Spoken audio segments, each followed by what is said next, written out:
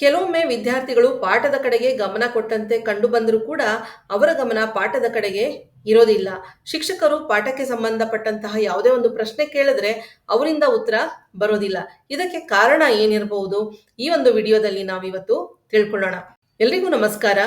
ಶಿಕ್ಷಕರೇ, ನಾವು ಕೆಲವೊಮ್ಮೆ ಅನ್ಕೊಳ್ತೀವಿ ವಿದ್ಯಾರ್ಥಿಗಳು ತುಂಬಾ ಗಮನ ಇಟ್ಟು ನಮ್ಮ ಪಾಠವನ್ನ ಕೇಳ್ತಾ ಇದ್ದಾರೆ, ನಮ್ಮ ಕಡೆನೆ ನೋಡ್ತಾ ಇದ್ದಾರೆ, ನಮ್ಮ ಪಾಠವನ್ನ ಕೇಳ್ತಾ ಇದ್ದಾರೆ. ಆದ್ರೆ ಪ್ರಶ್ನೆಗಳನ್ನ ಕೇಳಿದಾಗ ಮಾತ್ರ ಅವರಿಂದ ಯಾವುದೇ ಉತ್ತರ ಬರ್ತಾ ಇಲ್ಲ. ಇದಕ್ಕೆ ಕಾರಣ ಏನಿರಬಹುದು ಅಂತ. ಇದಕ್ಕೆ ಕಾರಣ ಮುಖ್ಯವಾಗಿ ಶಿಕ್ಷಕರೇ ಆಗಿರ್ತಾರೆ. ನೀವು ಕೇಳ್ಬೋದು, ಶಿಕ್ಷಕರು ಹೇಗೆ ಕಾರಣರಾಗ್ತಾರೆ ಅಂತ.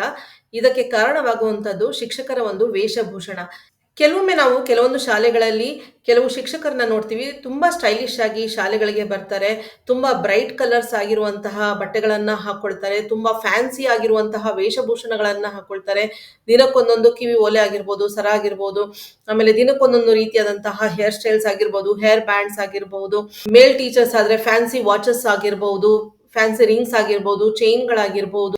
ಹೀಗೆ ತೀರಾ ಸ್ಟೈಲಿಶ್ ಆಗಿ ಶಾಲೆಗಳಿಗೆ ಬಂದಾಗ ವಿದ್ಯಾರ್ಥಿಗಳ ಗಮನ ಪಾಠದ ಮೇಲೆ ಇರೋದಕ್ಕೆ ಹೇಗೆ ಸಾಧ್ಯ?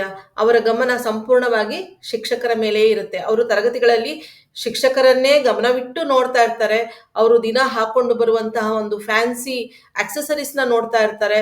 ಅವರ ಒಂದು ಸಾರೀಸ್ ಆಗಿರ್ಬೋದು, ಅವರ ಒಂದು ಶರ್ಟ್ಸ್ ಆಗಿರ್ಬೋದು, ಅವರ ಒಂದು ವಾಚ್ಗಳಾಗಿರ್ಬೋದು, ಓಲೆ ಆಗಿರ್ಬೋದು, ಇದನ್ನೆಲ್ಲ ಅವ್ರು ಅಬ್ಸರ್ವ್ ಮಾಡ್ತಾ ಇರ್ತಾರೆ ವಿನಃ ಪಾಠದ ಕಡೆಗೆ ಅವರ ಗಮನ ಇರೋದಿಲ್ಲ.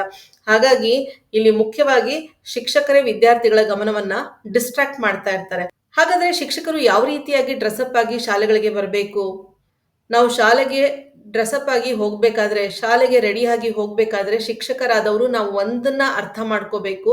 ನಮ್ಮ ವೇಷಭೂಷಣಗಳಿಂದ ವಿದ್ಯಾರ್ಥಿಗಳ ಗಮನ ಡಿಸ್ಟ್ರಾಕ್ಟ್ ಆಗಬಾರ್ದು. ಅವರ ಗಮನ ನಮ್ಮ ಮೇಲಿರದೆ ನಾವು ಮಾಡುವ ಪಾಠದ ಮೇಲೆ ಅವರ ಗಮನ ಇರುವಂತೆ ನಮ್ಮ ಡ್ರೆಸ್ ಇರಬೇಕು, ನಮ್ಮ ವೇಷಭೂಷಣ ಇರಬೇಕು. ಆ ರೀತಿಯಾಗಿ ನಾವು ಸಿಂಪಲ್ ಆಗಿ, ಡೀಸೆಂಟ್ ಆಗಿ ಡ್ರೆಸ್ಅಪ್ ಆಗಿ ಶಾಲೆಗೆ ಹೋದಾಗ ವಿದ್ಯಾರ್ಥಿಗಳು ನಮಗಿಂತ ಹೆಚ್ಚಾಗಿ ನಮ್ಮ ಪಾಠದ ಕಡೆಗೆ ಗಮನವನ್ನ ಕೊಡ್ತಾರೆ. ನಿಮ್ಗೇನಾದ್ರೂ ಈ ವಿಡಿಯೋ ಇಷ್ಟ ಆಗಿದ್ರೆ ದಯವಿಟ್ಟು ಲೈಕ್ ಮಾಡಿ, ಶೇರ್ ಮಾಡಿ, ಹಾಗೆ ಚಾನಲ್ನ ಸಬ್ಸ್ಕ್ರೈಬ್ ಮಾಡಿ, ಹಾಗೆ ಬೆಲ್ ನೋಟಿಫಿಕೇಶನ್ ಐಕಾನ್ ಅನ್ನ ಪ್ರೆಸ್ ಮಾಡಿ. ಇದರಿಂದ ಯಾವುದೇ ವಿಡಿಯೋ ಅಪ್ಲೋಡ್ ಆಗಿದ ತಕ್ಷಣ ನಿಮಗೆ ನೋಟಿಫಿಕೇಶನ್ ಸಿಗುತ್ತೆ. ಎಲ್ಲಾ ವಿಡಿಯೋಗಳನ್ನ ನೀವು ಮಿಸ್ ಮಾಡದೆ ನೋಡಬಹುದು. ನನ್ನ ಮುಂದಿನ ವಿಡಿಯೋದಲ್ಲಿ ಮತ್ತೆ ನಾನು ನಿಮ್ಮನ್ನ ಭೇಟಿ ಮಾಡ್ತೀನಿ. ಅಲ್ಲಿವರೆಗೆ ನಮಸ್ಕಾರ, ಧನ್ಯವಾದ.